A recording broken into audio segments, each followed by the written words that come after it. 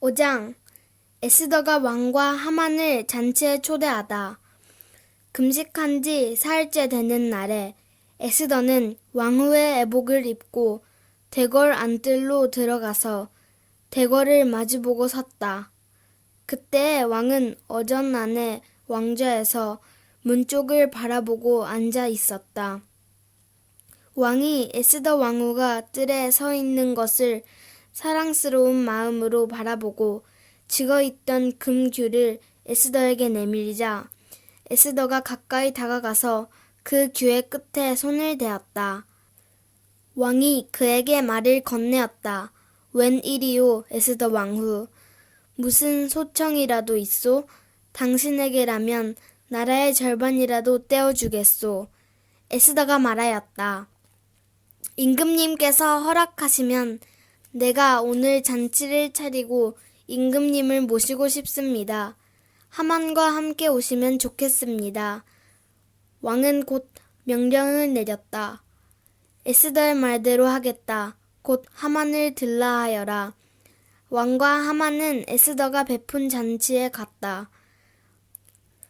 함께 술을 마시다가 왕은 또다시 에스더에게 물었다. 당신의 간청이 무엇이오? 내가 들어주겠소. 당신의 소청이면 나라의 절반이라도 떼어주겠소. 에스더가 대답하였다.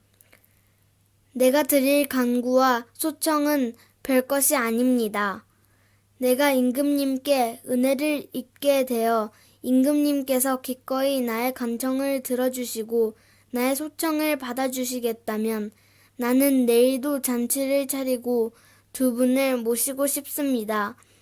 임금님께서는 하만과 함께 오시기 바랍니다. 그때 임금님의 분부대로 나의 소원을 임금님께 아뢰겠습니다. 하만의 음모. 그날 하만은 마음이 흐뭇하여 아주 즐거운 기분으로 대궐을 나섰다. 대궐 문을 지나는데 거기에서 문을 지키고 있는 모르드게는 일어나지도 않고 인사도 하지 않았다. 그것을 보고서 하만은 그만 화가 잔뜩 치밀어 올랐지만 꼭 참고 집으로 돌아갔다. 하만은 친구들과 자기 아내 세레스를 불러놓고 자기는 재산도 많고 아들도 많으며 왕이 여러모로 자기를 영화롭게 하여주고 자기를 다른 대신들이나 신하들보다 더 높은 벼슬자리에 앉혔다면서 그들 앞에서 자랑하였다. 하만은 덧붙여 말하였다. 그것뿐인 줄 아는가? 에스더 왕후께서 차린 잔치에 임금님과 함께 초대받은 사람은 나 하나밖에 없다네. 왕후께서는 내일도 임금님과 함께 오라고 나를 초대하셨다네. 그러나 대궐문에서 근무하는 모르드게라는 유다 녀석만 보면 이런 모든 것이 나에게 하나도 만족스럽지 않네. 그의 아내 세레스와 친구들이 하나같이 하만에게 말하였다. 높이 50자짜리 장대를 세우고 내일 아침에 그 자를 거기에 달도록 임금님께 말씀을 드리십시오. 그런 다음에 임금님을 모시고 잔치에 가서 즐기십시오. 하만은 그것이 참 좋은 생각이라고 여기고 곧 장대를 세우도록 하였다. 6장 왕이 모르드게를 높이다. 그날 밤 왕은 잠이 오지 않아서 자기의 통치를 기록한 궁중실록을 가지고 오라고 하고 자기 앞에서 소리를 내어 읽게 하였다. 실록에는 대궐 문을 지키던 왕의 두 넷이 빅다나와 데레스가 아하수에로 왕을 죽이려고 한 음모를 모르드게가 알고서 고발하였다는 내용이 기록되어 있었다. 왕이 물었다. 이런 일을 한 모르드게에게 나라에서는 어떻게 대우하였으며 어떤 상을 내렸느냐? 그곳에 있던 시중들이 대답하였다. 나라에서는 그에게 아무런 상도 내리지 않았습니다. 왕이 다시 물었다. 궁궐 뜰에 누가 있느냐? 마침 그때 하만이 왕에게 자기 집에 세운 장대에 모르드게를 달아 죽일 수 있도록 허락을 받으려고 궁전 바깥 뜰에 와 있었다. 시종들은 하만이 뜰에 대령하고 있다고 대답하였다. 왕이 명령하였다. 들라고 일러라. 하만이 안으로 들어오니 왕이 그에게 물었다. 내가 특별히 대우하고 싶은 사람이 있는데 그에게 어떻게 하면 좋을지 말하여 보시오. 하만은 왕이 특별히 대우하고 싶은 사람이라면 자기 말고 또 누가 있으랴 싶어서 왕에게 이렇게 건의하였다.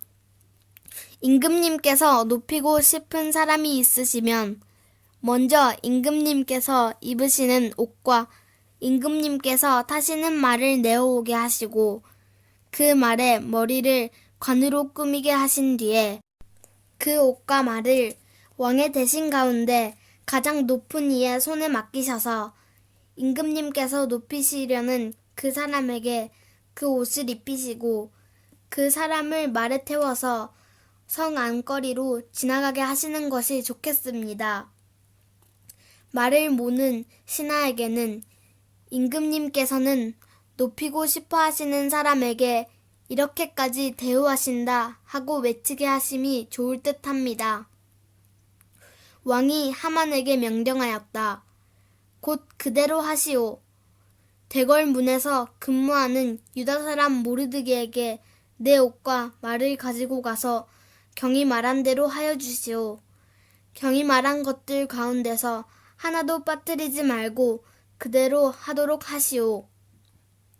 하만이 왕의 옷과 말을 가지고 가서 모르드게에게 옷을 입히고 또 그를 말에 태워 성 안거리로 데리고 나가서 임금님께서는 높이고 싶어 하시는 사람에게 이렇게까지 대우하신다 하며 외치고 다녔다. 그런 다음에 모르드게는 대궐 문으로 돌아왔고 하만은 금심이 가득한 얼굴을 하고서 달아나듯이 자기 집으로 가버렸다. 하만은 아내 세레스와 모든 친구에게 자기가 방금 겪은 일을 자세하게 이야기하였다. 그의 슬기로운 친구들과 아내 세레스가 그에게 말하였다. 당신이 유다 사람 모르드게 앞에서 무릎을 꿇었으니 이제 그에게 맞설 수 없소. 당신은 틀림없이 망할 것이오. 하만의 몰락. 말이 채 끝나기도 전에 내시들이 와서 에스더가 차린 잔치에 하만을 급히 데리고 갔다. 7장. 왕과 하만은 에스더 왕후가 차린 잔치에 함께 갔다. 둘째 날에도 술을 마시면서 왕이 물었다. 에스더 왕후, 당신의 간청이 무엇이오? 내가 다 들어주겠소.